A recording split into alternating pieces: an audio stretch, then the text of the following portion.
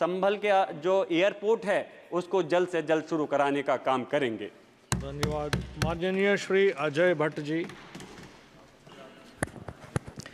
माननीय सभापति जी, मैं आपका आभारी हूं कि आपने मुझे बहुत ही महत्वपूर्ण विषय पर भारतीय वायुयान विधेयक 2024 पर बोलने का अवसर दिया है।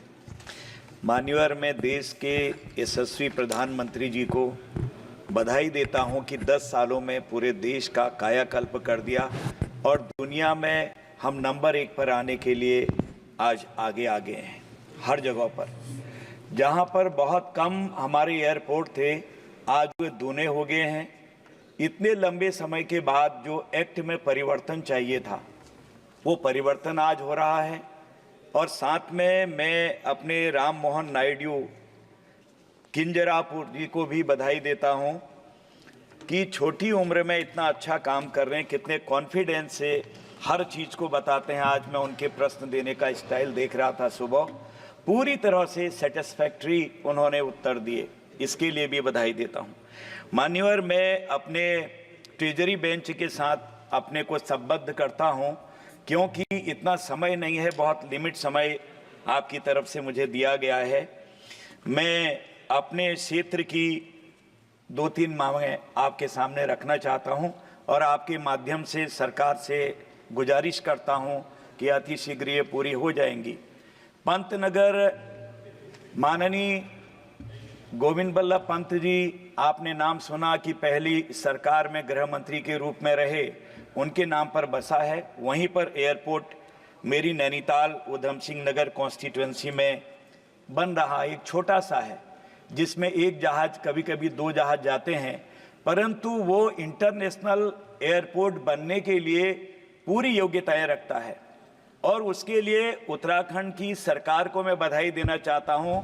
हमारी सरकार ने पूरी तरह से, माननीय मुख्यमंत्री जी ने अभी पूरी जमीन भी दे दी है और केंद्र के अधिकारियों का वहां पर दौरा भी हो चुका है। सारी चीजें पूरी बन गई हैं। जो जमीन की कमी थी वो अब पूर्ति भी हो गई है। उसमें माननीय मंत्री जी से मैंने वार्ता भी की है और पुनः आज इस सदन के माध्यम से भी कह रहा हूं, जितनी जल्दी बन जाए मान्यवर, उतनी जल्दी सुविधाएं मिलेंगी, क्योंकि पर्यटन के क्षेत्र में इस एयरपोर्ट के चलने से बूम आ जाएगी। नैनीताल है और बगल में नीम करौली महाराज का आश्रम है, नौकुचिया ताल है, नल नील ताल है, दमयंती ताल है, 7 ताल है, भीम ताल है और रानीखेत, अल्मोड़ा, चितई, गोलूदेव, जागेश्वर धाम, पिथौरागढ़, चंपावत के पर्यटक स्थल, मायावती आश्रम, बाणासुर का किला आदि, कैलाश और कैलाश मानसरोवर, यहां जाने वालों का तांता लगा रहता है मान्यवर। इसलिए इस एयरपोर्ट का अतिशीघ्र बनना बहुत ही आवश्यक है मान्यवर। और यहीं से जब हम जाते हैं, एन ऑटोबायोग्राफी ऑफ ए योगी हम लोगों ने पढ़ी होगी, योगी कथामृत, पांडखोली नामक जगह पर अल्मोड़ा जिले में वो केव है जहां महाअवतार बाबा जी ने लाहिड़ी महाशय को योग की दीक्षा दी और दुनिया में फैल गई। इसलिए दुनिया से और देश से वहां आने वालों का तांता लगा रहता है।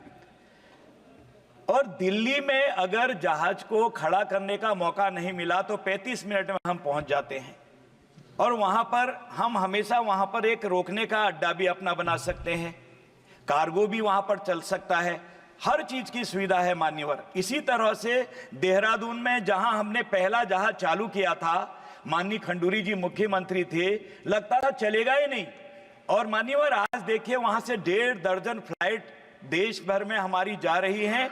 हम पहले जहाज को जब चलाते थे, आधी कीमत पैसेंजर की हम देते थे, आधा पैसेंजर देता था। आज तो अब उड़ान योजना में आरसीएस जो योजना है, उसके अंतर्गत करीब 300 से 350 करोड़ रुपए आज हम एविएशन कंपनी को देते हैं जो जहाज चलाते हैं। अगर 70 सीट का जहाज चल रहा है, आज 45 मिले या 50 मिले तो रेस्ट का हम जो है उसकी कीमत हम अदा करते हैं।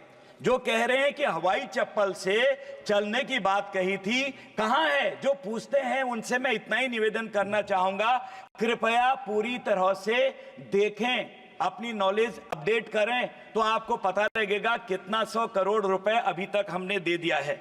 मान्यवर, उत्तराखंड राज्य जो है ये बिल्कुल चाइना बॉर्डर से, नेपाल बॉर्डर से बना हुआ है। 62 के बाद 3 जिले बने मान्यवर। मैं अपनी बात को समाप्त करता हूं। पिथौरागढ़, उत्तरकाशी, चमोली, और तीनों जगहों पर मान्यवर, उत्तरकाशी में चिन्यालीसौड़ में, चमोली में गौचर में, पिथौरागढ़ में नैनीसैनी हवाई अड्डे हमारे बने हैं, परंतु वो चालू नहीं हो पा रहे हैं। इनका सामरिक महत्व भी है मान्यवर, उस महत्व को समझने की आवश्यकता है, मेरे बोलने की आवश्यकता नहीं है, क्योंकि ये चालू होंगे तो वक्त ये काम आने वाले हैं। आपदा में तो आज भी हमारे हेलीकॉप्टर जाते हैं और कई रेस्क्यू होते हैं, वो काम आते हैं, लेकिन भविष्य के लिए ये हमारे लिए मील का पत्थर साबित हो सकते हैं।